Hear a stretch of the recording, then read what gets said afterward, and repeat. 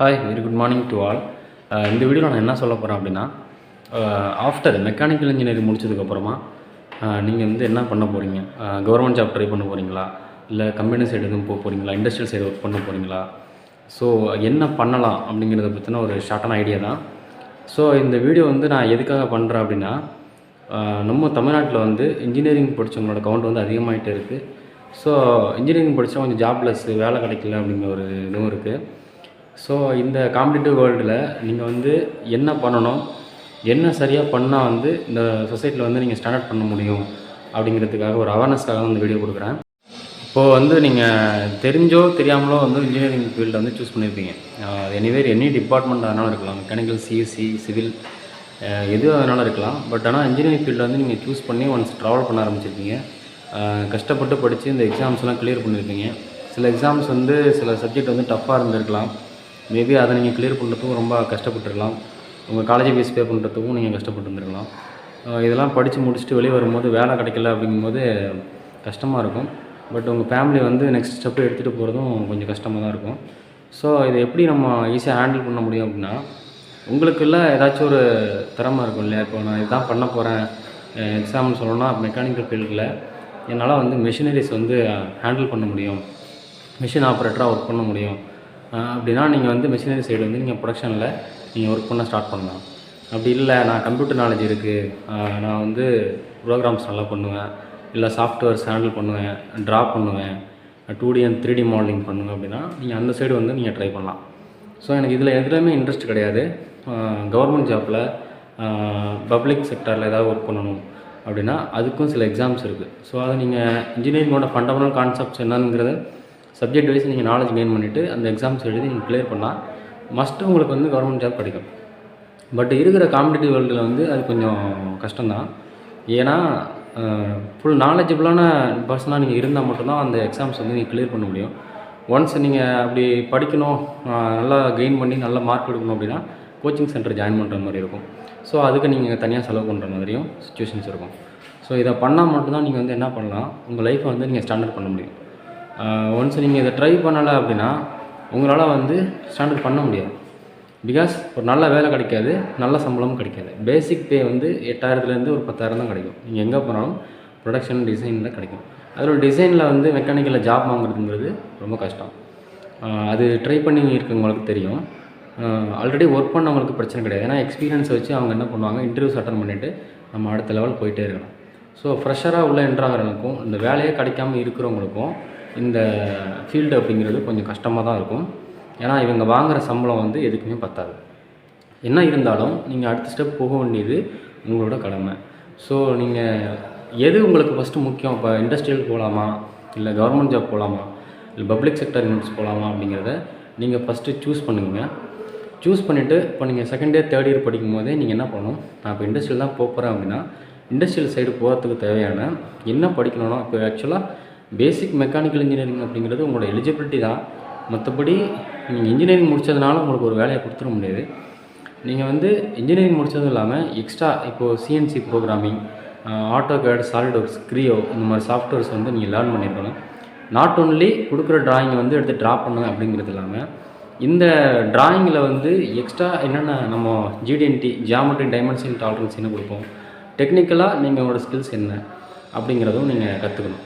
So இதெல்லாம் ஒரு நல்ல இன்ஸ்டியூஷனில் நீங்கள் எக்ஸ்ட்ரா லேர்ன் பண்ணும்போது நீங்கள் இன்டர்வியூஸ் அட்டன் பண்ணும்போது அங்கே உள்ள ஸ்டேஜஸ், இப்போ ஃபஸ்ட்டு ஸ்டேஜ் வந்து உங்களுக்கு வந்து ஒரு 3D மாடலிங் பண்ணுங்கன்னு ஒரு ட்ராயிங் கொடுக்குறாங்க, அதை நீங்கள் நல்லபடியாக பண்ணுறீங்க அப்படின்னா நெக்ஸ்ட் ஸ்டேஜ் டெக்னிக்கலாக கொஸ்டின்ஸ் கேட்பாங்க. சப்ஜெக்ட் நாலேஜ் இருக்கா, ஒரு மிஷினரிஸ் மெட்டீரியல்ஸ் பற்றி நாலேஜ் இருக்கா அப்படின்னு. ஸோ நீங்கள் அதை நீங்கள் கிளியர் பண்ணோம் அப்படின்னா ஈஸியாக நீங்கள் வந்து போஸ்டிங் வாங்க முடியும். இது எந்த கம்பெனிஸ்னாலும் எல்லா கம்பெனிஸுக்குமே சேம் ரூல் தான். இப்போ ஒன்லி இன்ஜினியரிங் மட்டும் தான் முடிச்சிருக்கேன் அப்படின்னு சொல்லிவிட்டு உங்களால் வந்து என்னது வேலைக்கு போக முடியாது. அதுக்கப்புறம் கவர்மெண்ட் எக்ஸாம்ஸை பொறுத்த வரைக்கும் நம்ம தமிழ்நாட்டில் வந்து வேக்கன்சி வந்து கொஞ்சம் கம்மி தான். ஸோ டிஎன்பிஎஸ்சிலாம் ஒரு கம்பைன்ட் இன்ஜினியரிங் சர்வீஸ் 1 இயர் கூட நடக்கும். ஸோ எல்லா டிபார்ட்மெண்ட் வைஸுமே அதில் நம்ம வந்து எழுதுவோம். பட் அது வந்து நீங்கள் டிஎன்பிஎஸ்சியோட ஜென்ரலாக நீங்கள் படிக்கக்கூடிய பிசிக்ஸ், கெமிஸ்ட்ரி, மேத்ஸு, அப்புறம் எல்லாமே ஜியாகிரஃபி எல்லாமே தெரிஞ்சிருக்கணும். மதியம் பேப்பர் 2 அது. பேப்பர் 1ல் பியூர் மெக்கானிக்கல் இன்ஜினியரிங் மட்டும் இருக்கும். 12 மேஜர் சப்ஜெக்ட்ஸ் நம்மளோட theory of machines, engineering materials, engineering mechanics, அப்புறம் தெர்மோடைனமிக்ஸ், அதுக்கப்புறம் engineering materials and metrology, measurements, அதுக்கப்புறம் ஃப்ளூயிட் மெக்கானிக்ஸ், இந்த மாதிரி சப்ஜெக்ட்ஸ்லாம் வந்து மேஜர் சப்ஜெக்ட் வந்து எடுத்து அவங்க வந்து ஒவ்வொரு சப்ஜெக்ட் வைஸ் கொஸ்டின்ஸ் வந்து கொடுப்பாங்க. இதில் வந்து நீங்கள் என்ன பண்ணணும், 2 பேப்பர் கிளியர் பண்ணால் மட்டும் நீங்கள் வந்து என்னது நெக்ஸ்ட் ஸ்டேஜ் போக முடியும், இன்டர்வியூ ஸ்டேஜ் போக முடியும். ஸோ இது 570 மார்க்ஸ் நடக்கும் இன்ஜினியரிங் சர்வீஸ் அப்படிங்கிறது. ஸோ நான் தமிழ்நாடு இன்ஜினியரிங் சர்வீஸ் லெவலில் நீங்கள் எழுதுறது கொஞ்சம் ஈஸி தான், பட் ப்ரிப்பேர் பண்ணணும். ஸோ இதெல்லாம் எனக்கு செட் ஆகலை அப்படின்னா நீங்கள் வந்து என்ன பண்ணணும், கேட் இருக்கு இல்லையா, கேட் எக்ஸாம் இயருக்கு ஒன்ஸ் நடக்கும் CAT exam, graduate aptitude test in இன்ஜினியரிங்னு சொல்லுவாங்க. அக்டோபர் மாதம் வந்து கால்ஃபர் ஆகும். ஸோ நீங்கள் அதை நீங்கள் ப்ரிப்பேர் பண்ணிவிட்டு நீங்கள் என்ன பண்ணலாம், அதை நீங்கள் படிக்கலாம். இல்லை எனக்கு எக்ஸாம்ஸ் படிக்கிறது, இந்த மேத்ஸ் சால்வ் பண்ணுறது அதெல்லாம் கொஞ்சம் நாலேஜ் இல்லை அப்படின்னா இண்டஸ்ட்ரியல் சைடே நீங்கள் ப்ரொடக்ஷன்லேயே குவாலிட்டிலேயே ஒர்க் பண்ணலாம். ஒரு ப்ரொடக்ஷன் ஆகி வெளியே வரும்போது அதோட குவாலிட்டி செக்கிங் இன்ஸ்பெக்டராக நீங்கள் என்ன பண்ணால் போகலாம். ஸோ இதுதான் இங்கே இண்டஸ்ட்ரியில் இருக்கிற மெக்கானிக்கல் இருக்கிற ஆப்பர்ச்சுனிட்டிஸ். இதுக்கப்புறம் நீங்கள் வந்து என்ன பண்ணலாம், பிஜி. ஸோ நீங்கள் பிஜி பண்ணிவிட்டு பிஜி குவாலிஃபிகேஷனோட ட்ரை பண்ணலாம். ஸோ தமிழ்நாடை பொறுத்த வரைக்கும் யூஜியே வந்து கொஞ்சம் ஓவர் குவாலிஃபிகேஷன் அப்படிங்கிற மாதிரி தான் சொல்கிறாங்க. ஸோ அதனால் பிஜிங்கிறது உங்களோட நீடை பொறுத்து தான். நீங்கள் அதை லேர்ன் பண்ணணும். பர்டிகுலர் சப்ஜெக்டில் வந்து நீங்கள் இப்போ எக்ஸாம்பிள் வந்து எம்இயில் வந்து நீங்கள் தெர்மல் பண்ணணும், கேட்கேம் பண்ணணும், இன்ஜினியரிங் டிசைன் பண்ணணும் அப்படிங்கிறது உங்களோட நாலேஜை பொறுத்து நீங்கள் அதை இம்ப்ரூவ் பண்ணுவீங்க.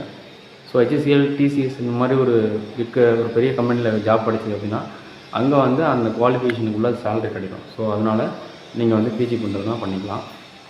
மற்றபடி உங்களுக்கு என்ன லைன் அப்படிங்கிறத நீங்கள் சூஸ் பண்ணிவிட்டு, இண்டஸ்ட்ரியல் அப்படின்னா அதுக்கான ஸ்கில்ஸை நீங்கள் தேடணும்.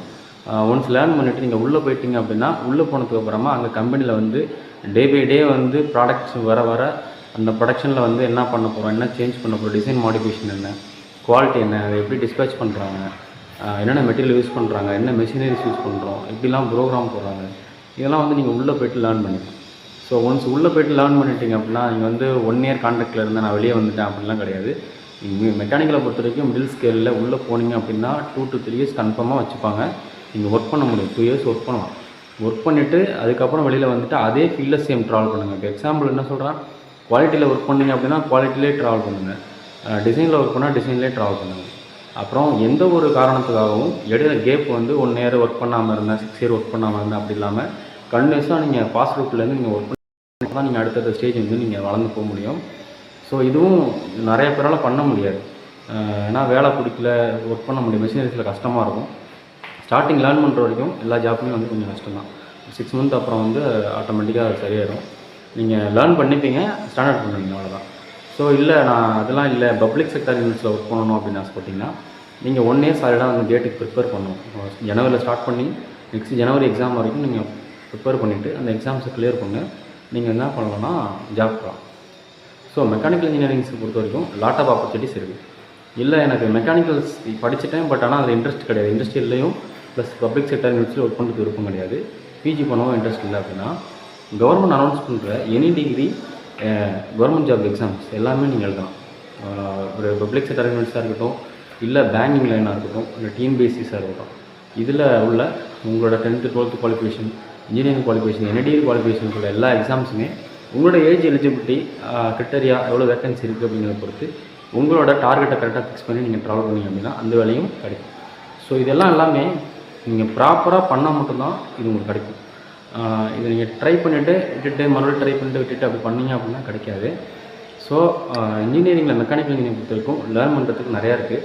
ஸோ கேட் எக்ஸாம்ஸை பற்றியும், அப்புறம் SSC ஸ்டாஃப் செலெக்ஷன் கமிஷனை பற்றியும், TNPSC கவர்மெண்ட் ஜாப் எக்ஸாம் பற்றியும் நான் வீடியோ போடலான்னு இருக்கேன்.